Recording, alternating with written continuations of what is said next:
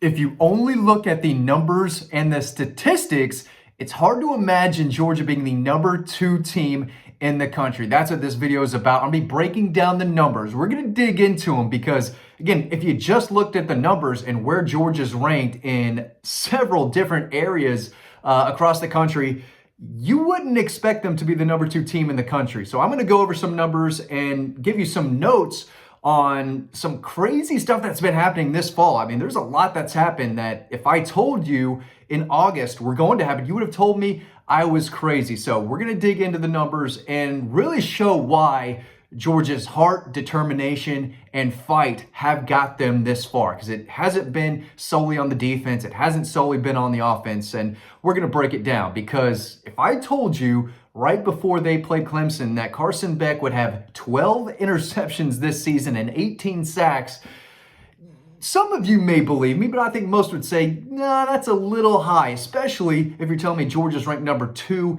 in the country and Carson Beck's thrown for 12 interceptions. So that was a number that stood out to me. He's also gone down 18 times. That's not a crazy number. However, he has thrown for just under 3,500 yards, which is respectable, 28 touchdowns, completing 65% of his passes. Also, if I told you in August that Trevor Etienne would not be Georgia's leading rusher and that it would be Nate Frazier, that's probably something that would have surprised you as well. Now, Trevor Etienne has been a little banged up here and there, but true freshman Nate Frazier is the leading rusher on this team with 634 yards. I think that would be surprising. If I told you that Arian Smith would lead the team in receiving yards, probably would have surprised you too. But got to have some context, right? No Ra Thomas, no Colby Young. I get all that. But Arian Smith has 47 catches along with 4 touchdowns in addition to his team-leading 750 receiving yards. So got a lot of drops, no doubt about it. He's been very inconsistent catching the football, but he does lead the team in receiving. Dom Lovett leads the team with 56 catches, and 6 touchdowns. Another little tidbit. If I told you that Cash Jones would have more catches and receiving yards, I think, than Oscar Delp, probably would have surprised you, right? Cash Jones has more catches than carries. He's got more receiving yards than rushing yards, and he's got more touchdowns receiving the ball than rushing. He's got 22 catches for 238 yards and 3 touchdowns. Again, that's more than anything he's done on the ground. So for a reserve running back, I think those numbers would catch you by surprise. London Humphreys and Cash Jones have more receiving yards than Oscar Delp. That's what I meant to say about 30 seconds ago. Chaz Chambliss is tied with Jalen Walker for a team-leading 6.5 sacks.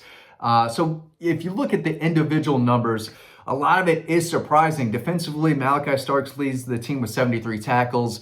None of that's really surprising. C.J. Allen's right after him. Dan Jackson, Jalen Walker, K.J. Bolden, 54 tackles as a freshman. Dalen Everett leads the team in interceptions with 3. So defensively, nothing's really surprising there. But I want to talk about the team numbers now too, because if you look at team statistics, you're thinking there's no way this team is ranked second in the country. They're the number 2 team because none of these numbers are elite. But if you look at the team overall, they're number 2 in the country. So they are an elite team, right?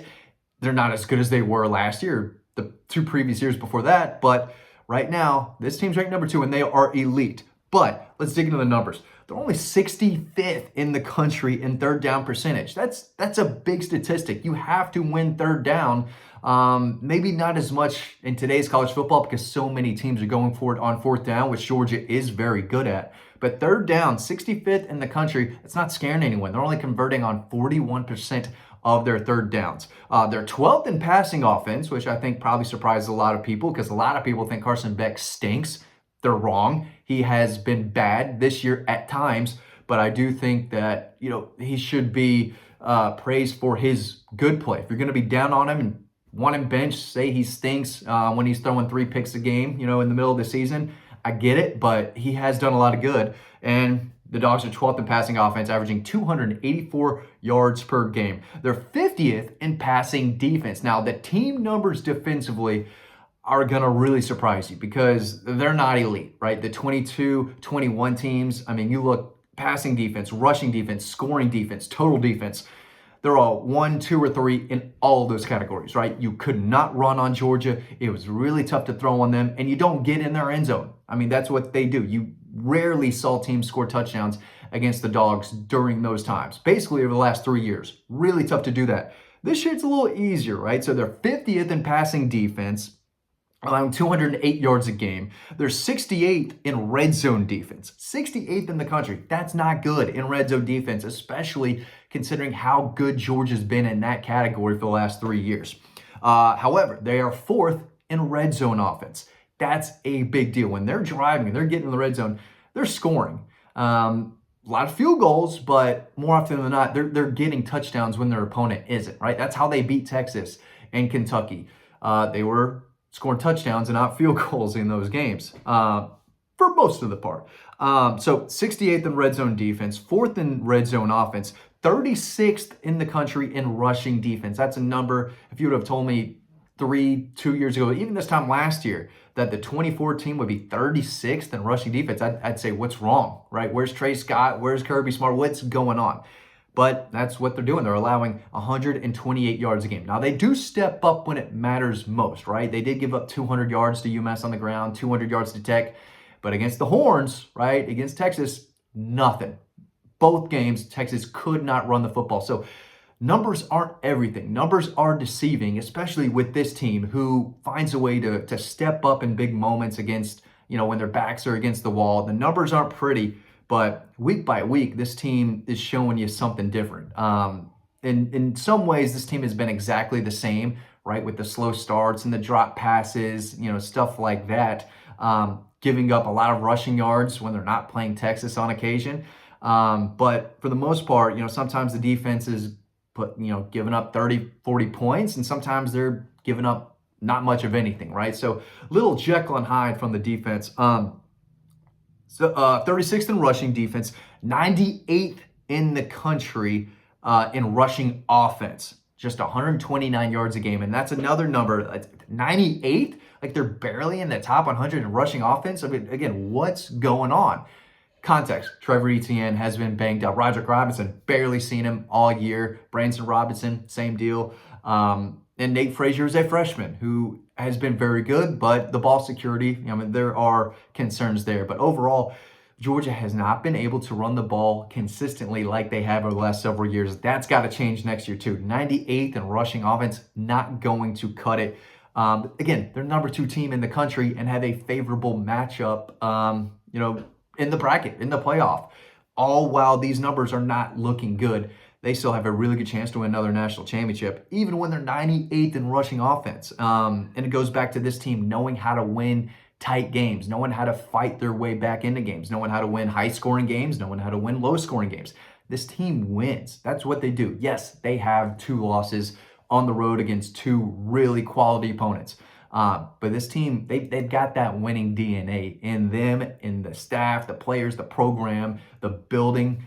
There's just an aura of winning and heart and fight that this team has that overcomes some of these numbers that I'm looking at right now, which are not great. Again, they're 35th in total defense, allowing 336 yards a game. They're not much better in total offense. They're 47th in the country in total offense, 414 yards per game. So again, these numbers are not elite. They're not even close to being elite, but this is an elite football team. They're 61st in turnover margin. Turnover margin is one of the biggest indicators of a winning football program. If you're forcing turnovers and you're not turning the ball over, more often than not, you're going to win, and you're going to win a lot. They are 61st in the country in turnover margin.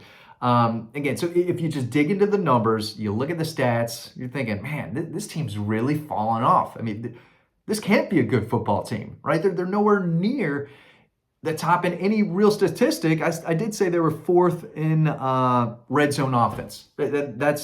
I did a little quick notes, right? There's not a ton of research going into this. I got a busy day, but the numbers that I came across and looking just at the individual statistics, a lot of them are not pretty. But at the end of the day, this team is in a decent position to compete for another national championship. They got the bye. They won the SEC with these numbers. And again, this is a banged up football team that has a lot to do with it. But again, a lot of it goes back to the fight and the heart that this team has, and the belief in each other, the belief that they're never out of a game. They can be down 28-0 in Tuscaloosa. Not a single team in the country other than Georgia, probably takes the lead in that game. I don't mind saying that. Georgia's the only team that could have taken the lead against Alabama and Tuscaloosa down 28 points. That's why they're so good. Again, they didn't win the game, but they showed that fight and that will to win. And again, that winning DNA runs through this team, and you can see it in tight games and overtime when they're behind. This team doesn't flinch, and they fight back, and they will rip your heart out and step on it at the very end and take what is theirs. But the numbers aren't great at all. The numbers are not elite, but this is an elite football team. Thanks for watching. I'll see you on the website.